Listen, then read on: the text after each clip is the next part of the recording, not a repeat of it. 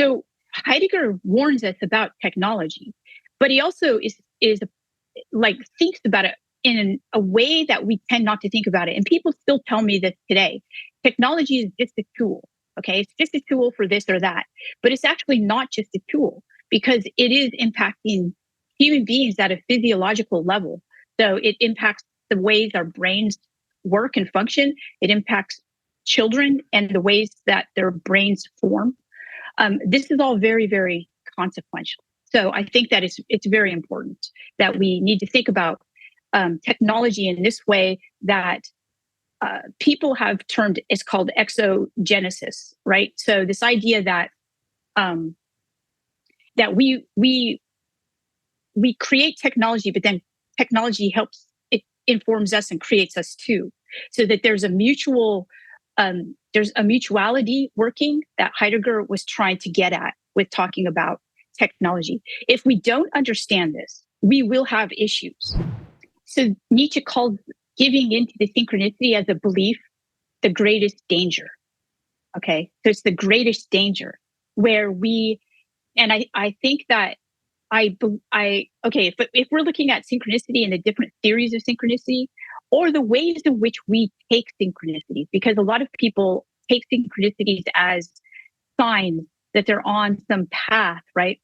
And I call synchronicity in religious studies the engine of belief, the engine of spiritual and religious belief, because you find it in every tradition, whether it be a New Age tradition that doesn't actually believe in God, but believes in like a force, or you talk to hardcore Catholics, every single one of them has a story of their synchronistic, conversion, or that, the force told them to do this and this is why they do it now. I started to look at the comparative, experiences that people had from 1500 and today, right? So people believing that they're either levitating or they're seeing aerial objects and they're having these, what I call ascent narratives in my field. They're ascending up into something and coming back down with more knowledge, and usually they're transformed. For a person in religious studies, Jacques Vallée is looking at things that we would look at also. So folklore, historical traditions in religion that talk about these. So he was also doing a comparative analysis, and he wrote this book in 1968. So that's how I was aware that Jacques Vallée was the person, like a go-to person. I opened the book in New Mexico at a alleged crash site of a UFO, which I did not believe in. And so this person who was associated with he worked for the space program, and he had lots of different jobs. And he said that this was his hobby, which was studying UFOs. And so he asked me, one thing, how I met this person was that he actually approached me because he said that his field was actually going to need information from my field in order to understand what he was studying. And so he thought that the people in religious studies who had data about mystical experiences and consciousness and this type of thing, that would help him.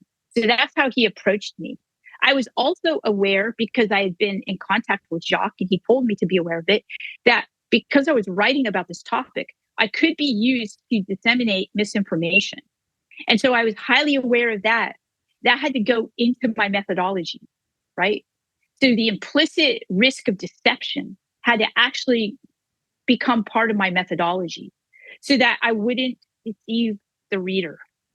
And so this was also a challenge that I had.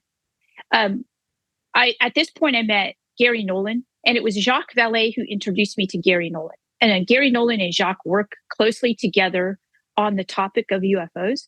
And Gary Nolan is a professor at Stanford University and very incredibly successful and nice person. So I started to work with them too, in order to, in a sense, do this field research. And they knew that. I was very open with everyone. I'm writing this book. I'm doing field research. I'm not a believer. So they all knew that. But we went out. So I went out to New Mexico. Tyler asked me to go. He said, I feel like you don't believe in this, the physical reality of this. So I want to take you to a place where I'm going to prove that the physical reality of it beyond, it is true. So I had to go there blindfolded. And it was a place in New Mexico that, is apparently a secret place. It was supposedly a place of a crash in the 1940s. This was the story I was told. And at first I did not want to go. But the more I thought about it, the more I thought I need to go. Right. So I thought I'll ask a friend of mine. So I asked Gary if he would go with me, and Gary wanted to go right away. So we had to go. We had to be blindfolded. So we went to this place, and we were supposed to look for parts, UFO crash parts. And we did, and we found some.